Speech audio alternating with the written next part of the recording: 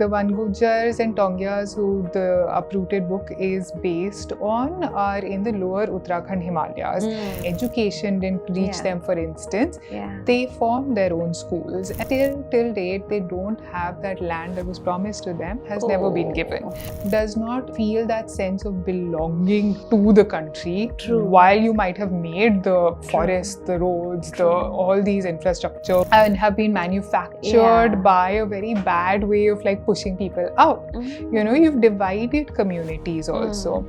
And she's made this fantastic little room in which she's put them up and she calls it a museum. Oh, nice. And it's a parallel world in which there is no network, no electricity, no water, no hospital, no education. Inspired by the anti-CAA movement led by Muslim women in this country. So, you know, there are people, as we're speaking also, who are behind bars for their activism. And in making it, they're actually very contradictory. You know, it's always like conflicting ki kitna kisme batana hai. Like Umar Khalid wrote a review from jail in which flipping through, and I think every media has its place, and I don't think like books are over at all. Graphic novels are considered to be children's stuff. It's not for adults. I mean, there are moments like when the Shaheen Bagh protest happened, visual art was taken on the streets. I hate politics. I don't like watching news about politics or reading about politics. I think theatre and music has responded to people's stories and people's movements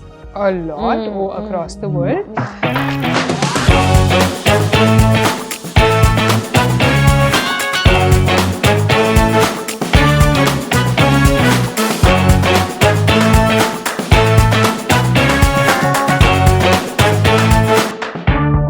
Show by Naghma.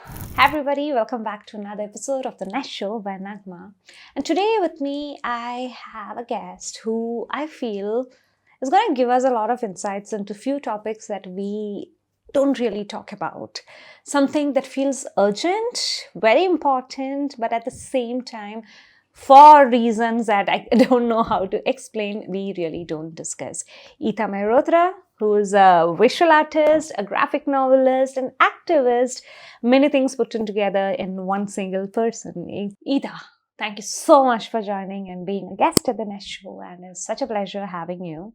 And I feel I really want to start talking about your latest book, Uprooted, basically also because today in the name of development, a lot of things happen. And uprooting of people who've been living in a particular place in the name of development is one thing that keeps happening. And your book talks about this. How are you connected to this topic? How did you end up writing about this?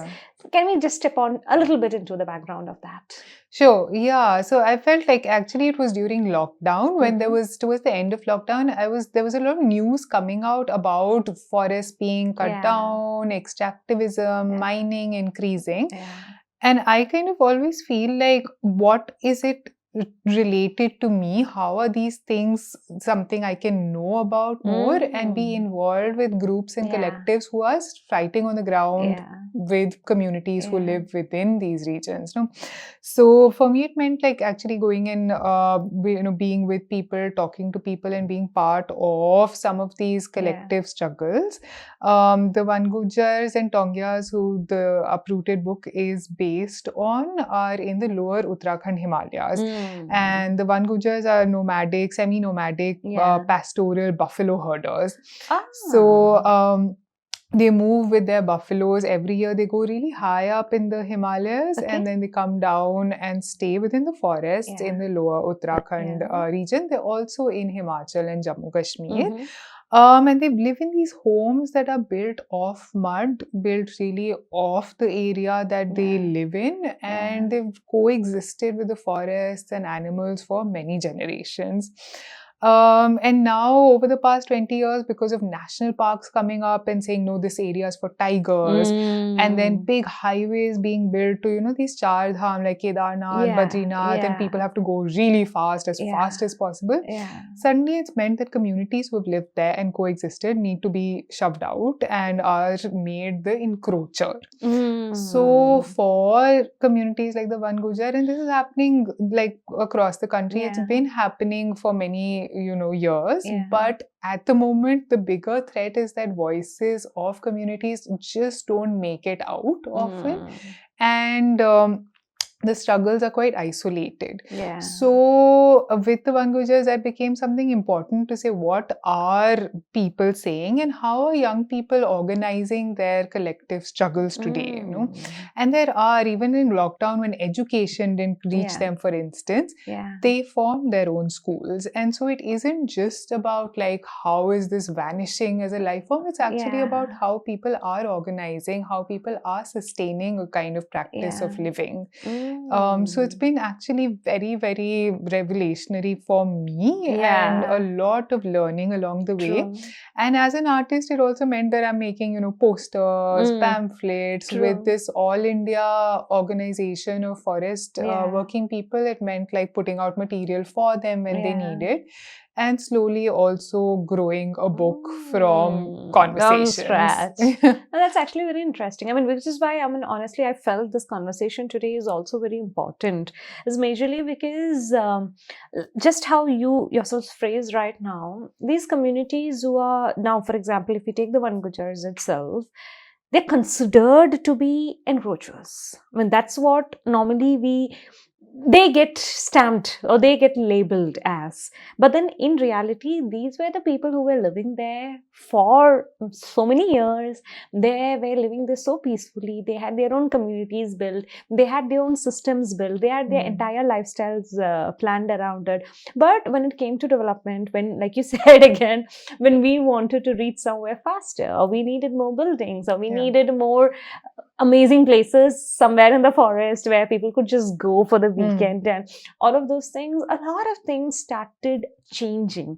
And storytelling today, I personally feel, is a great way to get this to the layman. Because if I really have to read about all of this in a newspaper format or watch it in news, okay, I think I'll end up changing the channel, or I think I'll end up just moving it because it feels too serious and too boring. Like when a normal person thinks about it.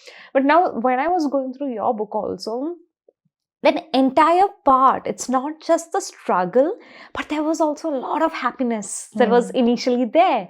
How they are living, how they are building stuff, and everything put in together. That's an amazing experience. So I think that itself shows the importance of having this conversation today, because a lot of us don't know about a lot of things. So I think maybe if you can shed some lights into all of this, it helps us out a lot. So there are two communities you're talking about, right? So one is the One Gujjars, and there's also the Tongya, if I'm pronouncing it correct. So who are they?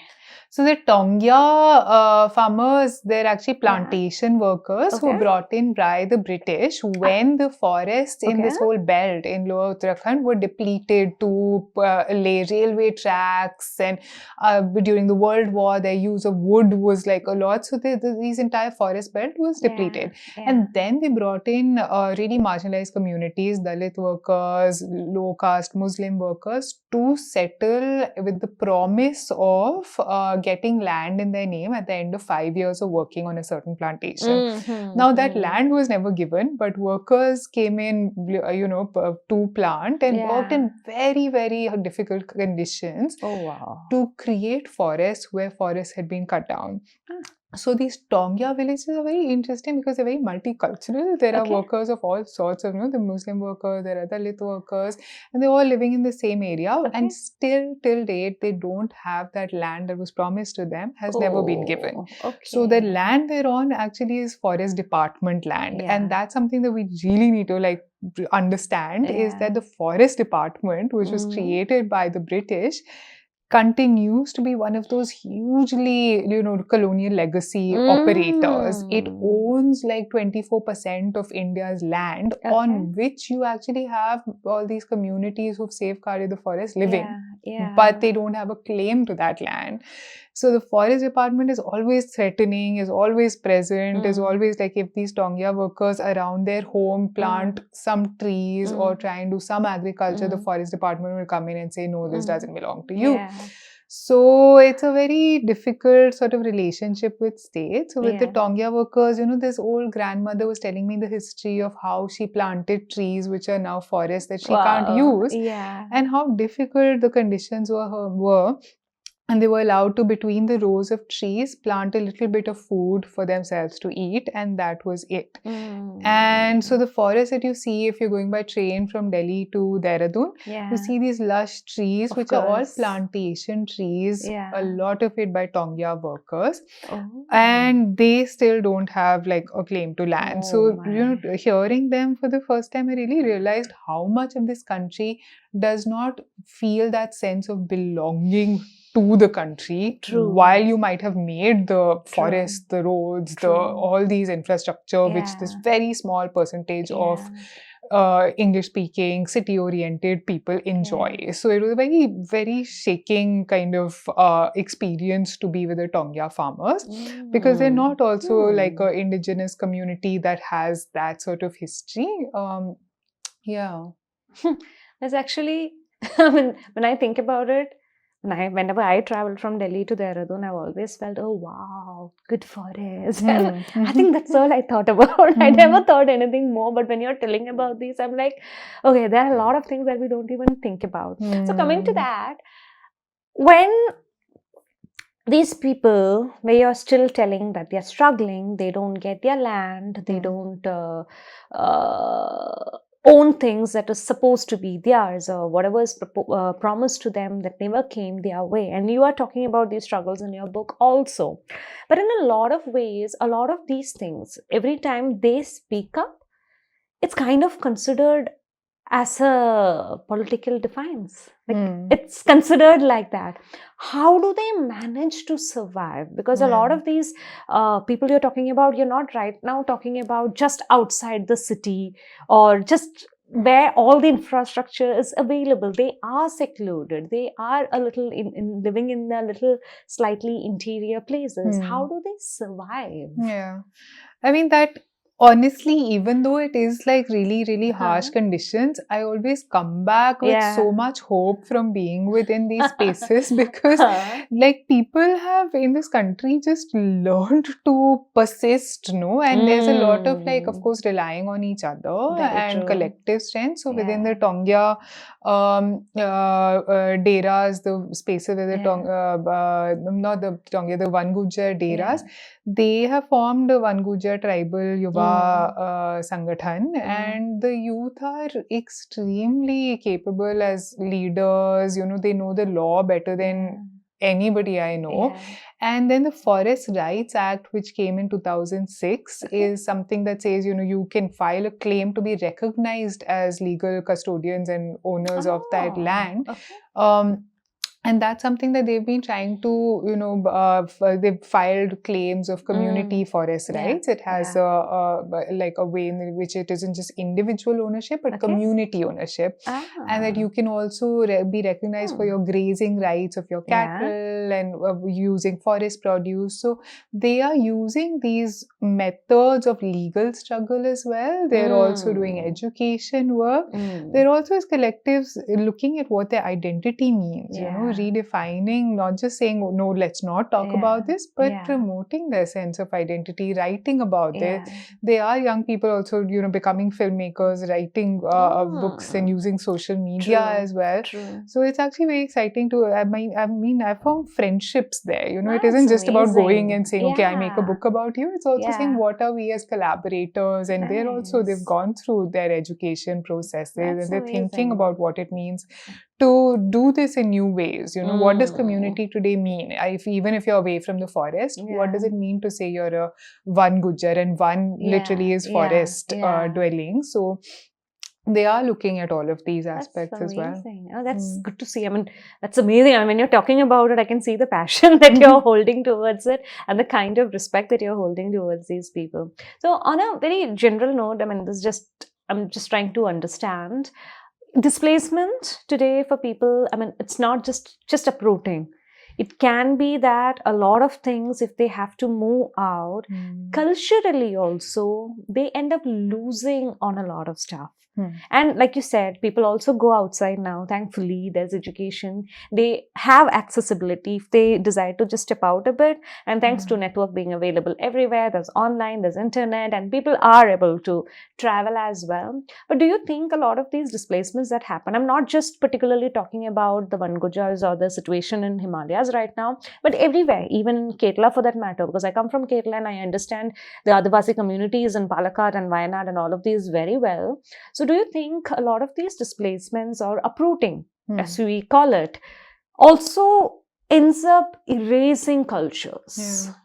Yeah, absolutely. I mean, they've talked when I've asked, what are, so for instance, in the resettlement colonies where people have been forced to kind of resettle in these, not forests, they're kind of these chopped up little cubicle fields in which forest dwellers have been pushed out and were given, like, you're civilized, you've been given this piece of land. And you're given a house. I don't know what and there is some school, whether any teaching is happening or not, nobody cares. There's no hospital. But no, you are now in sort of urbanized environment.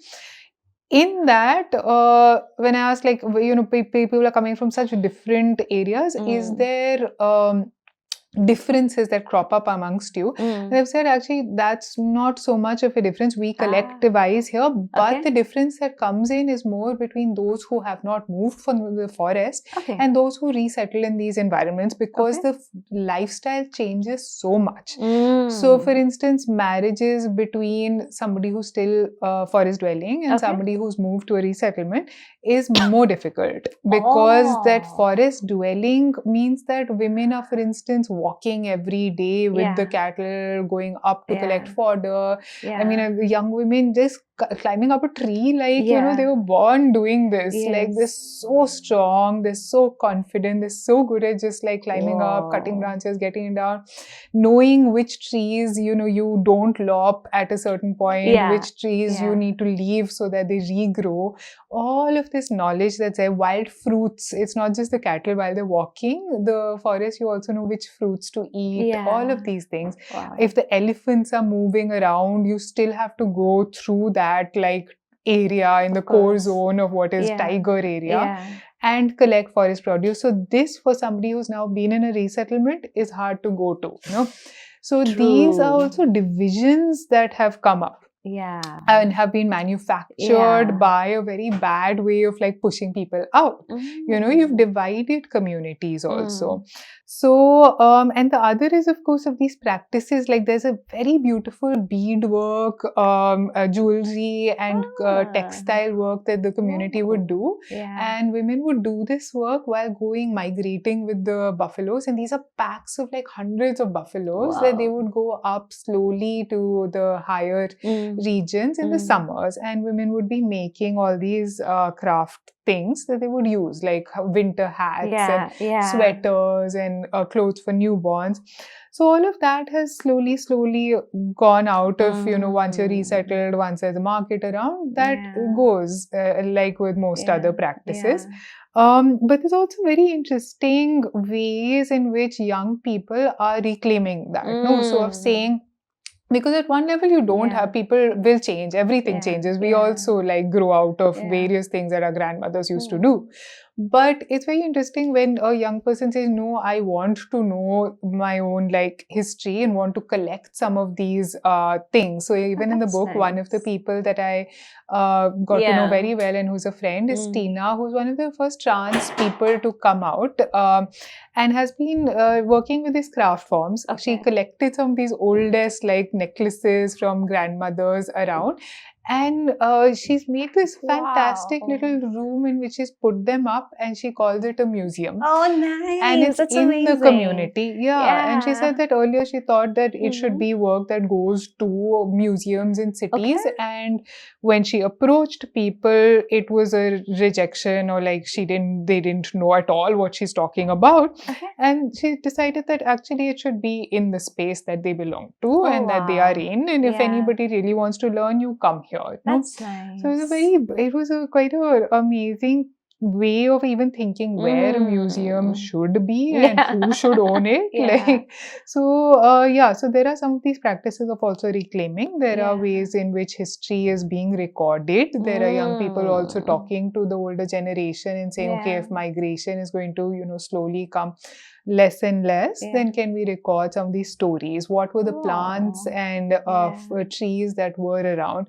So some of that in the book is kind of comes in a little bit, but I also think it's really, really nice that others are doing more of it slowly. That's amazing. And now I'm very curious, now that you're also telling the young generation is coming out, they are creating movies, now they know stuff and a lot of things, especially this art and craft related stuff, because we get to see a lot of things online also. Are there also people who try getting this out, build business opportunities from the existing art and culture that can actually be sold? I mean, do people do that? Yeah, there's been some effort. So there is an exhibition called Living Lightly that the Center for Pastoralism does, which has showcased the work. And there has been some points at which it's been sold. There isn't, I think what's hard is finding that network in the cities and in the market and competing at that end. And I think that's what, like, even for myself to be in connection with some of these young people, it's like the work that I feel I can do is supportive. So if a young person, a friend who's an educator, a young woman who's a first generation educator, she's doing a BA, it's a big thing to be able to teach in a school. So for her to be able to apply for a grant, it's things that we take for granted, no? And like these are the places where I feel I can support it, or somebody from the city networking with a young person wanting to teach or market their own earrings. It needs a collaboration. So at that level, it's been really beautiful to do these things together, and I think it'll grow, but it's there is a lot of effort needed because it's not easy to be there. And as you were mentioning, we have network everywhere. Actually, it's like at that level, it's a parallel world. There's no network. It literally, there's often no electricity in the forest dwelling communities. There's no electricity, no water, no network. So it's amazing that the highway being built for Delhi to reach there, this grand big highway, Vande Bharat, all of that is right there. And 20 feet away, you can have like a parallel world in which there is no network, no electricity, no water, no hospital, no education. That's like how the country is. And to add to that complexity is the fact that the Gujjars is actually Muslim community. And in a state like Uttarakhand, which has such religious sites which are all Hindu, it is difficult for them increasingly to face what that means to be a marginalized community within this state. Coming to your personal experience because of these itself, because you're an activist and in a way you're a storyteller, but then do you pause and think what to tell and what not to tell? Because I'm sure you have repercussions. I'm sure everybody don't like everything that you're telling. So how do you play around with, do you talk everything? Do you screen it out? Are you afraid of the consequences? So how has your personal journey been like an activist? Yeah, I mean, it is definitely, I think everybody in this country doing anything even a little bit anti-state is like targeted. Like everybody is an anti-national apparently. So that's almost impossible to not be in the bad books of the state. But my first book was actually inspired by the anti-CAA movement led by Muslim women in this country. So once that has begun, I think like there's no turning back. So, but that I'm sure that would have had a lot of things coming your way. Yeah, but I also feel like, there are people, as we're speaking also, who are behind bars for their activism. And the student leaders who are, even if they're out, they are under like these cases which are just going on and on and on. So when I see things like this, like the least one can do as a writer, artist, theatre maker is respond to the times. There's so much that needs to be heard. Of course, so definitely. I don't know how else. But that said, like, yes, I do feel like with this book, with Uprooted, I wanted to hear people's stories more than kind of just have it on one side of a political side. And there it is, at some level, one is trying to, also play it safe at a certain level. One is saying, okay, how do you get this out and not, be completely censored or completely targeted, but how do you have people's stories being heard? And that's what also communities are having to do. I mean, they are fighting all with the state, but with the forest department, but also having to work with the state. And governments can come and go, but communities have to keep that struggle going. So yeah, it is a tricky situation to be able to keep working through the times. No? So what was your start? What was your inspiration to actually start working in this space? With graphic narratives, it was, I mean, I've always been drawing and writing. Okay. The two are like things that I was most sure of for a very long time. And it was only through this like workshop during my master's about 12, 13 years ago, when the comics maker was here, a German comics maker was here doing a workshop with just women comics makers around feminist comics. And I suddenly, like, literally, I look back and I was like, I remember how putting image and text together and seeing that it can come on a page and make a new language was so hard-hitting. Like, I just felt like this is something now I can stay with for a very long time.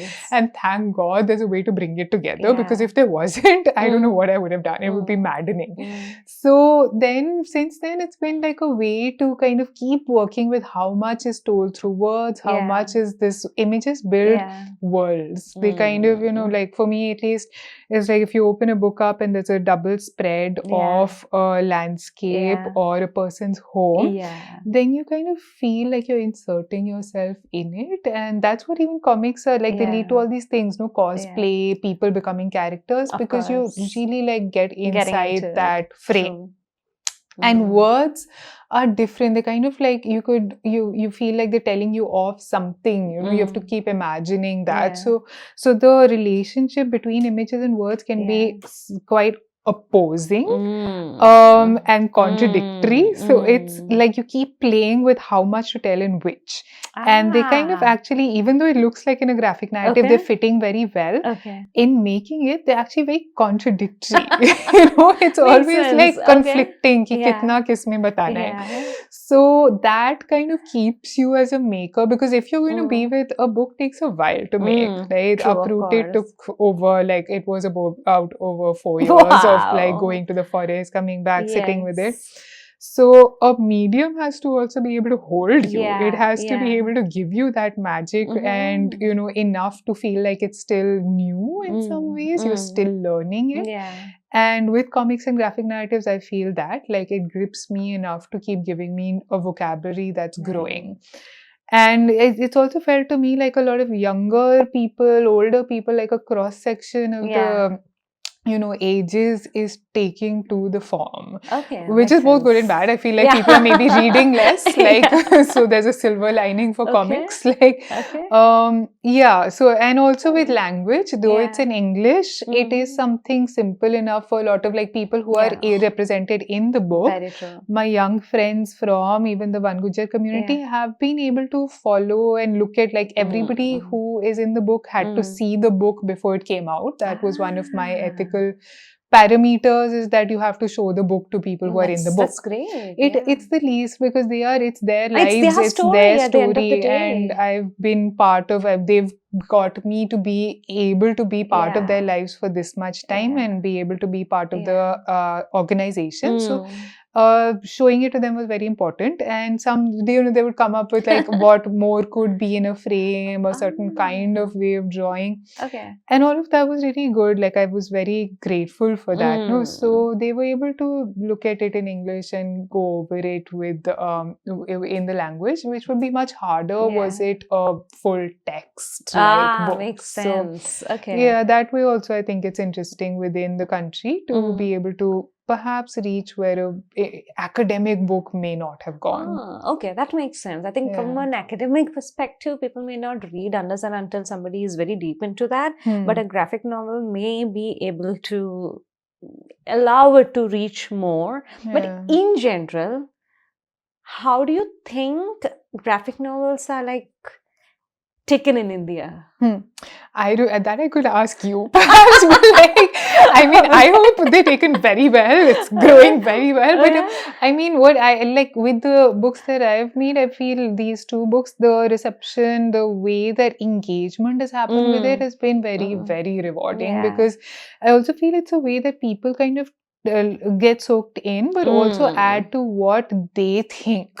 So graphic novels don't give you like entire like histories, you know, they kind of give you parts of what a picture is. So with the within Uttarakhand, for instance, if I'm talking to communities, then I'm not going to be able to tell you everything that the Forest Rights Act is about, but give you like bits of it and what it's meant to file claims Tweak for your this curiosity. community. Pick it a little bit. And then it often feels like I'm finding that people want to perhaps know more or reach out to the One Gujjar Tribal Yuva Sangathan. There's been many like emails or messages saying, how can we know more?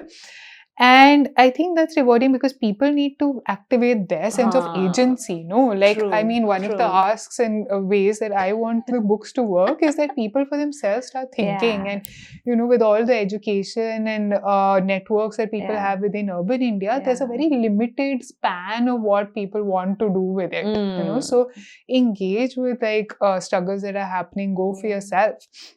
And similarly with the previous book with Shaheen Bagh, I felt like people are adding to what they remember. You know, and like, so even reviews of it, like Omar Khalid wrote a review from jail in which for the caravan, and it was so nice how it wasn't just about the book, it was really about like how he remembers the real incidents. And so this thing of like adding to it and taking off from visuals that are there to how you remember something or how you associate, and that's something that visuals trigger for people is really like constantly remembering in a way that you open up your memories, you know. So so I feel like that association has been great. I feel like it's gone into, you know, spaces where again, like I don't think an academic book might go to middle school children. And also community libraries. I'm very grateful when people take it into a library and, you know, whole groups of people come together. Of course. More number of people anyway end up reading from there. So a book in a, like, I mean, this conversation often comes up is like, why anymore do books, you know, when there's like, you know, put up stories on Instagram and like you'll have thousands reading. And I don't know if the kind of conversations I have when people in a library have been able to read it, if 100 young people are reading a book that's in a library and then coming together in a circle to talk about it and think through what they think or read associated books. I don't know if I do that also with things I'm just flipping through. And I think every media has its place, and I don't think like books are over at all in this country. Like they go places. They also, again, as I said, in the One Gujjar schools, there is no internet. They are still very reliant on like having, you know, 10 physical books come books. in and they get read, you know, and they get passed around. So I think that happens a lot with graphic novels. I think I'm seeing it grow slowly. No, definitely it is growing. I mean, like from a perspective coming from the industry also, it's definitely growing from before. But I think there definitely is a lot more scope because somehow, I mean, I don't know if it's a personal opinion or, but it's a general thing. A lot of people say graphic novels are considered to be children's stuff. It's not for adults. I mean, the content can be anything, but as long as there's images in it, it is considered to be made for kids. It may not be. Your book is technically not for kids. It's targeted to the adults. Of course, these kids are free to read it because the content is amazing. They should learn about it. So I think that way, there is still a mindset issue with graphic novels. But it's I tremendous also growth. think, Naghma, that there's still a much smaller set of of like women doing full length graphic novels. It's a hard task because it doesn't fit into literature circuits. It's not visual art, so it's not like a gallery is going to sponsor you. You really have to figure it out on your own, and there's only a handful of people who will guide you or say this is what to do. So even like funding this, for instance, I kept doing other work, teaching at university, etc., to be able to do this independently. And so it is a tough thing to have as a practice. It's often going to be one of your 3-4 different hats that you wear. Definitely. And that's okay because it keeps you, like, the best way to think of it is that it keeps you dynamic and it keeps you on your toes. And you don't quite, you're sort of in the in-betweens of many worlds, and slowly now it's within, I find in universities, they say it's within the English curriculum, right? Visual arts still sort of doesn't know what to do with it. Visual arts is still like a term, we don't know how to define it. Like, what is visual arts? It's a little confusing. I mean, we don't know. And it's a very elite space. And suddenly, if books, like Shaheen Bagh also, I find after 2-3 years, if it's a book that's going around, then they'll want 5 pages in it, in their gallery or something. But I don't think it really builds or shapes. I think it's really libraries, activist networks that pick it up and use it. That is very interesting, and as like what happens with the book, and education spaces that take it up. That is true. Like visual arts, for example, if I think of visual arts, nothing related to this, but what comes into my head is a classroom in a dark academia novel. I mean, that's a maximum association. I can like immediately put it out there. I mean, so the terms have been distorted so much. I mean, it gets so confusing after a while. But I mean, amazing to see you keeping on going in this way. Do you also, like, apart from writing, I mean, no, like you said, this has taken you 4 years. Do you also do like exhibitions for your art? What, like, how does your art journey go? Like? Yeah, I mean, as you're saying, similar, I did do a master's in visual art. My background is mixed. So I did, my undergraduate was social science, philosophy, and then a master's in visual art. But I never found my place or like sense of belonging in that gallery or visual art first circles. I always felt like the conversation is being kind of suppressed, or you can't say things. You have to kind of just like make something very abstract out of it. You have to silence a lot, and where is it going again is very limited. And there's this one product that will go up, and that can't have. So for me, even the idea that a book has like, there are at least, I mean, if there's not many thousands, at least there's like a few thousands of those going around, and that you could have one copy that is going into many hands. That just like changes the nature of like what this entity is, right? And that you can tell a story, you can presence people in it. Like comics, for me, that kind of visual style of saying these are people, they are here, they are in the world, and they have a voice, is like, at least it has a presencing rather than just abstracting things. So I never really, I like going into exhibitions. I like, there are friends whose work I actually think, is able to capture some of what's happening in the world. There is that. There are moments like when the Shaheen Bagh protest happened, visual art was taken on the streets, right? Like there was these amazing posters, maps, installations that were with the what's happening. There were murals that have lasted across time. So there are points at which it really feels like there is a sensibility of the art and it belongs to what's happening in the world.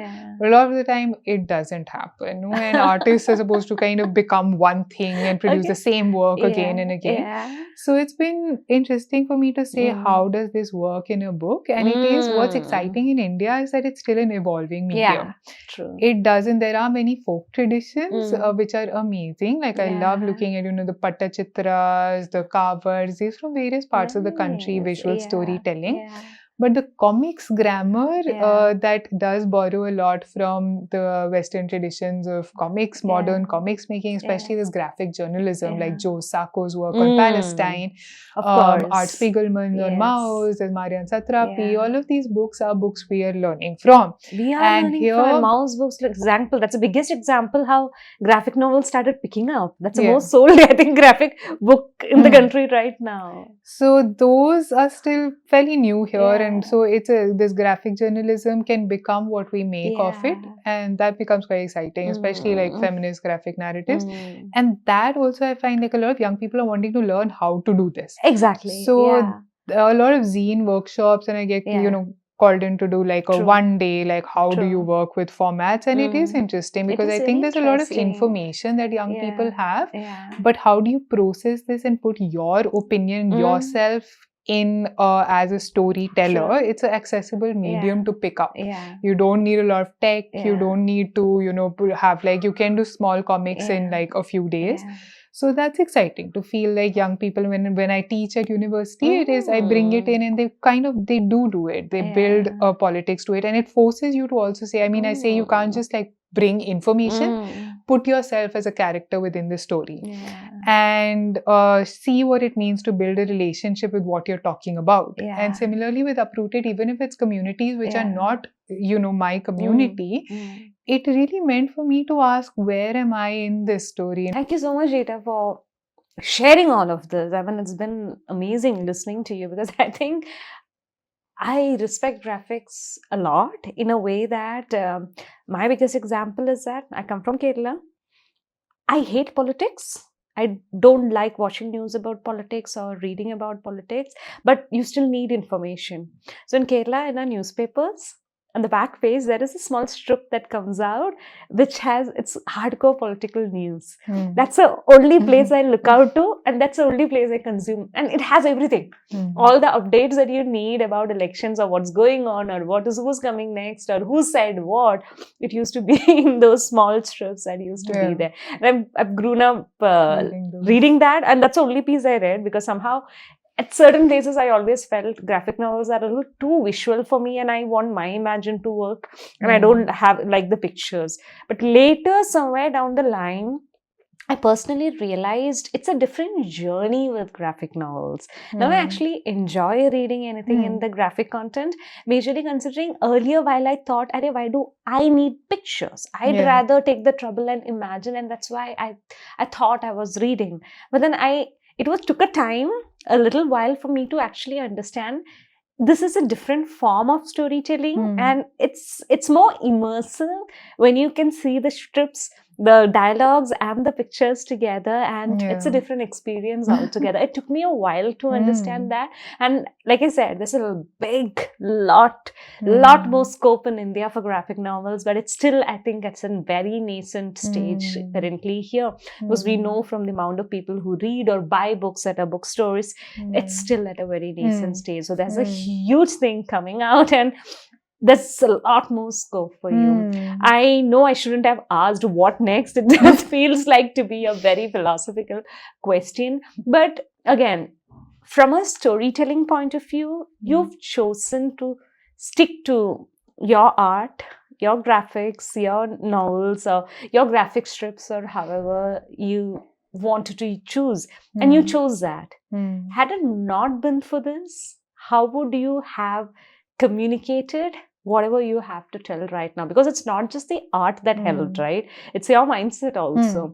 But had it not been for graphics, how would you have done this? Yeah, and it was interesting when you're talking about what your love and relationship with reading and graphics has been. And for me also, I absolutely enjoy both worlds. I mean, most of my time is spent reading books which are not graphic novels.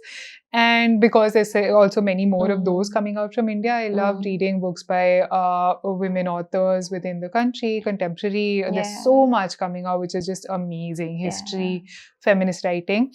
And I also really enjoy looking at reading graphic narratives, and they're both absolutely different languages. I think for me, my brain does work visually. I can't imagine any other way. Like everything is continuously like this visual imagination. And like, unless I get something down every day, which I've like heard or seen, my brain just starts like, it's too much to hold. And so when it's stories that are hard hitting, for instance, within protest movements like the anti-CA protest, or while spending time within forest communities and learning, it's a way of like responding. Like I have to, it is not a project where I feel like I need to fill in what case studies are. It's actually the reverse. I don't know what the book is when I'm going in. It's really coming out from a response to what people are saying I should write, what community leaders like the One Gujjar leaders are saying, what forest rights leaders within Delhi have told me. It comes from there. So it is a way of responding to the world. And I think were it not to be drawing, I would have to find some way. Perhaps, I don't know, I love looking at theatre practices, and I think theatre and music has responded to people's stories and people's movements a lot across the world.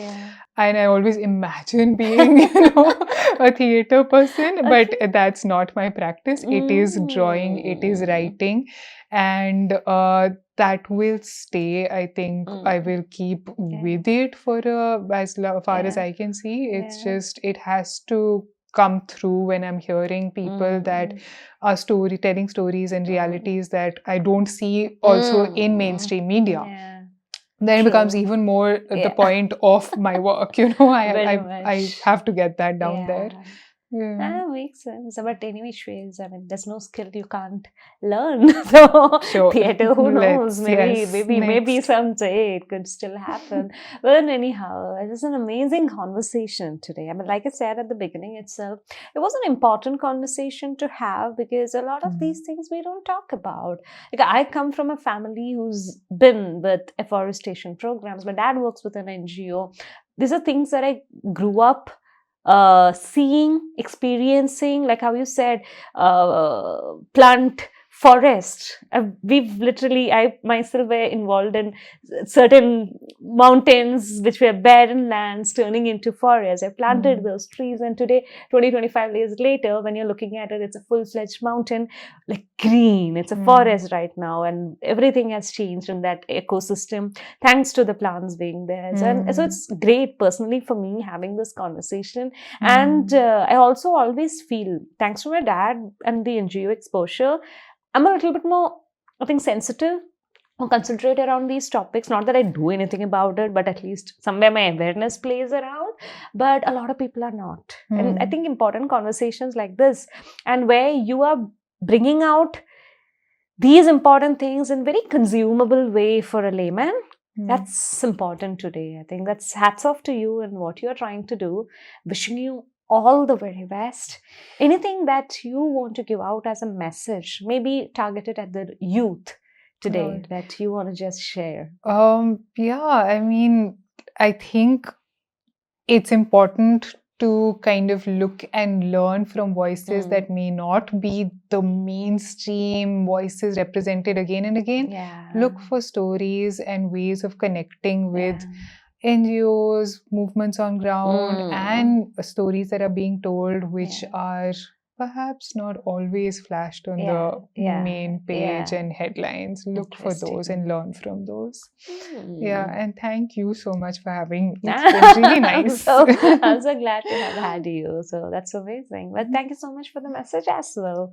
And guys, this is something you should definitely try out. It wasn't completely new experience for me, because trying to learn or understand about things that I had no clue about, because exactly about One Gujjars and all of these, I had no clue, because I never came across any of these topics, maybe not even in my newspapers, which are more local, because I've always lived in the South. So it was a lot of new things for me, but then it was so easy for me to just grasp, because this was amazing, very easy storytelling. Pictures, and pictures itself, sometimes you don't even read. So when I read graphic, I don't even read. I just look at the pictures and I'm like, oh, this is how the story goes. And then I go read and see. I don't do that. I do that also. Guilty. But then I go back and read.